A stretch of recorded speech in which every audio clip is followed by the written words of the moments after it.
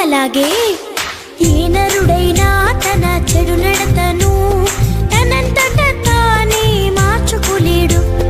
ఏ నరుడైనా తన చెడు నడతను తనంతట తానే మార్చుకోలేడు.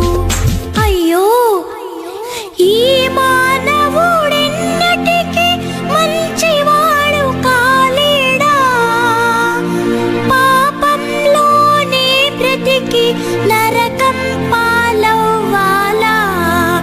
ఇక అంతేనా అంతేనా, ఇక అంతేనా అంతేనా.